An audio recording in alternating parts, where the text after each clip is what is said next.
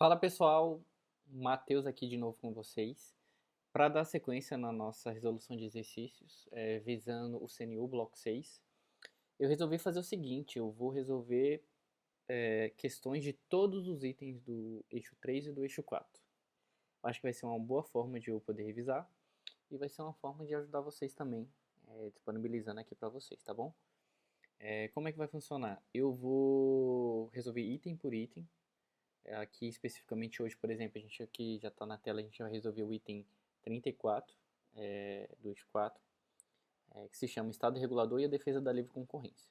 Eu vou resolver aqui no YouTube sempre em torno de 10 questões, e dessas questões eu vou, na verdade, sempre fazer 20, 30 questões, pelo menos, item por item. Se você for colocar, que é o item 34, eu vou resolver desde o item 1.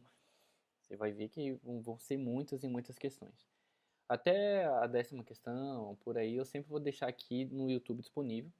Mas se você quiser ver o resto da resolução de questões, as outras 20, 15, depende de item, eu vou dar disponível aqui no link da Hotmart aqui embaixo, é um valor super simbólico, mas que eu acho que vai me ajudar e com certeza vai ajudar vocês também na resolução de exercícios, tá bom? Então vamos para as questões, sem perder tempo. Se a gente for ver aqui o edital, a gente vai ver que tem os seguintes itens aqui que eu coloquei aqui.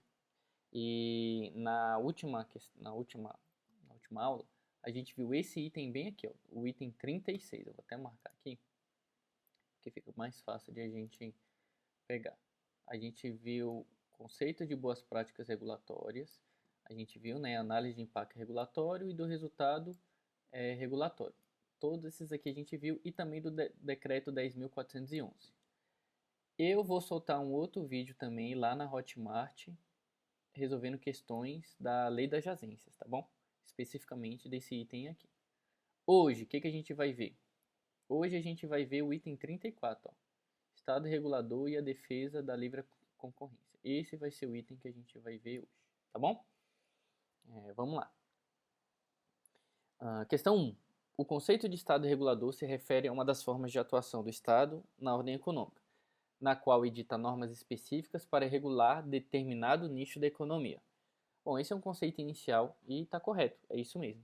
E, de maneira resumida, a Constituição fala que existem três principais formas de atuação do Estado na ordem econômica. O primeiro é de Estado interventor, que é quando? É quando o Estado ele intervém na economia, atuando de forma direta nesse setor econômico específico. Só que ele concorre junto com outros agentes da iniciativa privada de maneira igual, de maneira igualitária. Um exemplo é a Caixa Econômica Federal, é um banco que é estatal, mas ele concorre com outros bancos ali seguindo as regras de mercado. Esse é o primeiro conceito, o Estado intervém na economia como Estado interventor. Segunda maneira que o Estado pode intervir na economia é de maneira regulando um determinado setor, Estado regulador. Aqui a iniciativa privada oferece os serviços públicos, sendo remunerada para isso. Então, por exemplo, vem uma concessionária e oferece serviço de energia elétrica. Ela vai cobrar por isso, até porque ela investe um capital alto para isso, porém ela vai ser remunerada devidamente. E aí onde que o Estado entra? Ele entra regulando. Ele fica sempre entre o consumidor e a agência reguladora e a concessionária de energia. Aqui está a agência reguladora, representando o Estado nesse caso, tá bom? E tem também o Estado agindo sobre o regime de monopólio. Aqui o Estado detém um monopólio de atuação em determinado setor econômico. Mais para frente a gente vai ver uma questão: quais são esses setores específicos, e a Constituição já determina quais são, em que o Estado vai agir em estado de monopólio. Bom, questão 2. Apenas nos casos de segurança nacional e relevante interesse coletivo é permitida a exploração direta de atividade econômica pelo Estado. Então, aqui na questão ela está falando que apenas nesses dois casos é permitida a exploração direta de atividade econômica pelo Estado. E está certo, é isso mesmo. Segundo o artigo 173 da Constituição, ela fala que ressalvados os casos previstos nessa Constituição, mas aí são exceções, aqui na questão ela falou da regra, né? Não citou nada de exceção. A exploração direta de atividade econômica pelo Estado só será permitida quando necessária aos imperativos de segurança nacional ou relevante interesse coletivo, conforme definidos em lei. Então, somente nesses dois casos é que o Estado pode intervir de maneira direta, e eu não sei porquê, mas eu tenho um sentimento muito grande de que algo desse tipo pode cair na prova, se cobrar esse item específico, né? Estado regulador. 3. Uma das formas de atuação do Estado na ordem econômica é através do monopólio conferido pela Constituição de 88. E ocorre quando apenas uma empresa oferece produtos ou serviços para os seus consumidores sem concorrência, fato que pode gerar vantagens competitivas. O monopólio é uma forma de mercado bastante única. Vamos lá, vamos ver primeiro aqui o conceito. Monopólio é quando apenas uma empresa oferece produtos ou serviços para os seus consumidores sem concorrência, e fato que pode gerar vantagens competitivas? Certo, correto. Esse conceito está correto, de monopólio. Porém, não tem nada a ver com o monopólio aqui do que a gente está estudando, que é de Estado regulador. Então, por isso essa questão está errada. Aqui o conceito foi de monopólio da iniciativa privada. E não tem nada a ver com o que a gente está estudando de monopólio que o Estado tem. Como eu falei na questão anterior, quais são casos aqui da Constituição determinou expressamente que tem que ser monopólio do Estado? É pesquisa e lavra de jazidas de petróleo e gás natural, e aqui tem muito mais, aqui eu só coloquei de maneira resumida, mas tem transporte, tem pesquisa, estudo, tudo isso é monopólio natural, é monopólio exclusivo do Estado. A refinação do petróleo nacional ou estrangeiro, e aqui também referente ao petróleo, pesquisa, lavra, enriquecimento, reprocessamento, industrialização e o comércio de minérios e minerais nucleares. Então, tudo que tem a ver com material radioativo, material nuclear, é também monopólio do Estado. Então, aqui é uma pegadinha, inverteu não, misturou conceitos de monopólio ali da iniciativa privada com o monopólio aqui do Estado regulador. Como agente normativo e regulador da atividade econômica, o Estado exercerá na forma da lei as funções de fiscalização, incentivo e planejamento, sendo o eixo determinante para o setor público e indicativo para o setor privado.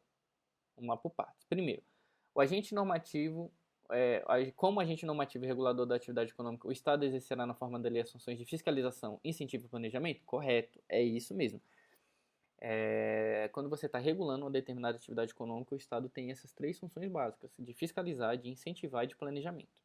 Aí ele fala, sendo este, ou seja, este último, o planejamento, determinante para o setor público e indicativo para o setor privado. Tá certinha essa questão. É o que o artigo 174 da Constituição fala, copia e cola de lá. E prestar atenção nessa diferença do que é determinante e o que é indicativo.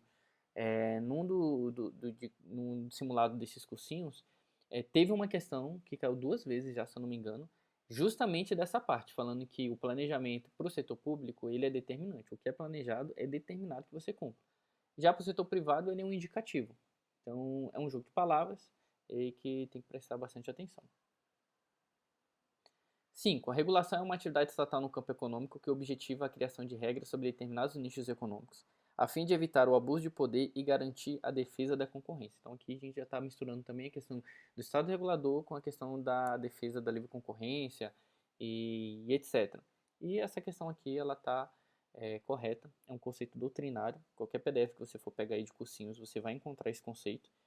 E regulação, temos a atividade estatal que busca justamente garantir os princípios e fundamentos da ordem econômica, através de ações objetivas por parte do Estado sobre esses agentes econômicos, conjugando interesse privado com interesse coletivo. Então, como sempre eu falo, a agência reguladora aqui, que no caso é o objeto de estudo da gente do bloco 6, então você tem a concessionária que vai oferecer o serviço e vai ser remunerada por isso. Você tem aqui os consumidores e clientes, a sociedade que vai consumir e pagar um preço justo por isso.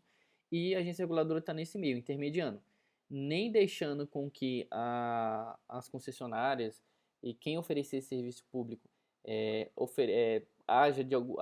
venha agir de alguma maneira que venha prejudicar o preço justo ou então a livre concorrência, e nem deixando que não seja cobrado um preço justo para remunerar esses agentes econômicos.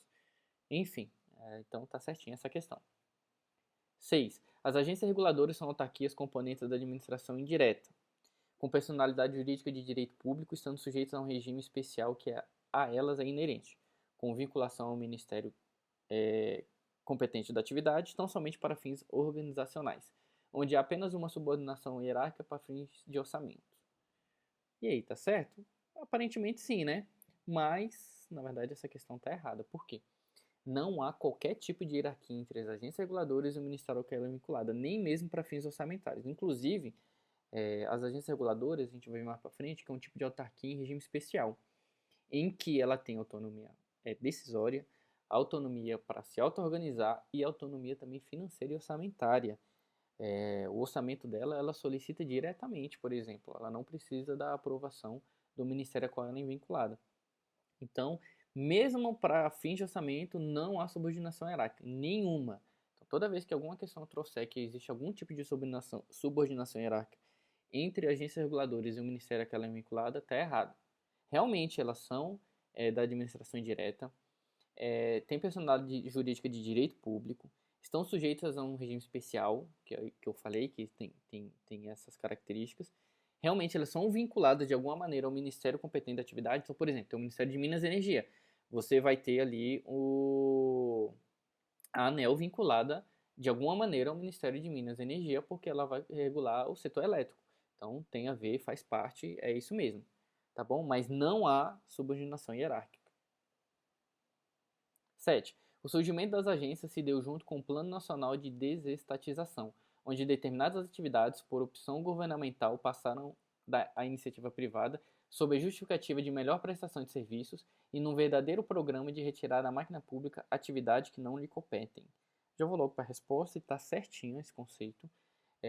Ali por volta dos anos 90, o Estado estava muito inchado e ele não estava conseguindo oferecer serviço público de qualidade. Então, ele pensou o seguinte: eu vou privatizar o oferecimento desses serviços públicos e vou ficar sobre a forma de regulação. Então, eu vou acompanhar para também não perder a mão com relação a esses serviços, mas eu mesmo não consigo mais oferecer de maneira com mínimo de qualidade. Então, por isso que teve esse plano, e esse plano se chama realmente Plano Nacional de Desestatização, e realmente visou retirar da máquina pública algumas ações que poderiam ser da iniciativa privada. E mais você mantém o poder, de certa forma, na forma de regulação. Por isso que as agências reguladoras, inclusive, foram criadas. Em cada setor que você cria, que você dá essa autorização para concessionárias, ou seja, via autorização, explorarem esses serviços e prestar isso para a sociedade, as agências vieram para justamente fazer essa supervisão, controlar, fazer a regulação do setor. 8. A primeira agência reguladora após o Plano Nacional de Desestatização foi a Anatel, regulando o setor de telecomunicações. Caramba, questão decoreba. Tá errado. A primeira foi a ANEL. Até tem outros órgãos que têm características de agência reguladora, não tem um nome agência reguladora, que vieram antes. Porém, com o nome mesmo de agência reguladora, a primeira foi a ANEL. É uma decoreba, mas acho que como foi a primeira, vale a pena lembrar. De repente pode vir alguma questão, pode vir, de repente, você pode usar na discursiva de alguma maneira. Enfim, resolvi trazer. 9. O fenômeno jurídico denominado de deslegalização ou deslegificação é quando a lei que criou a agência reguladora lhe conferiu poderes específicos para a edição de atos normativos técnicos em determinado ramo da economia, a qual exerce atividade regulatória. Vamos lá, por partes. Existe esse fenômeno chamado de deslegalização? Existe. Ele é quando a lei que criou a agência confere, junto com a criação da agência, poder para a edição de ato normativo? Sim, a questão está correta. O que acontece? A agência reguladora, ela, para poder fazer valer a sua atuação de fiscalização, de controle sobre determinado ramo de atividade econômica, ela precisa emitir atos que naquele meio possam valer como lei. Então, mais a gente sabe que a competência legislativa de edição de leis e mesmo normas que têm força de lei é exclusiva do Poder Legislativo. Então, para contornar isso, o que se fez? Quando se cria a autarquia, a agência reguladora, na lei já tem um item lá especificando. A partir da criação dessa agência, ela tem o poder normativo, tal, tal, tal. Ou seja, você meio que delega essa competência para a agência reguladora através no ato de criação dela. Poxa, é uma coisa super importante que dá muito poder para a agência reguladora. Por isso que é tão importante alguns instrumentos que a gente viu na outra aula. O link da outra aula, inclusive, está aqui embaixo na descrição. Que é a AIR, que é a Análise de Impacto Regulatório, e a ARR, que é a Avaliação do Resultado Regulatório. Uma é feita antes, que é a Análise de Impacto. Ela é prévia, ou seja, qualquer ato que você for fazer, previamente você faz uma análise, quais são os impactos possíveis, quais são os cenários, qual a melhor forma de eu editar esse ato. E depois que eu editei esse ato, eu tenho que fazer a avaliação do resultado. O que aconteceu, quais foram as consequências, foi maior ou menor do que eu previ. Então, até pelo fato de ser um poder muito grande conferido às agências reguladoras, esses instrumentos meio que de controle são super importantes.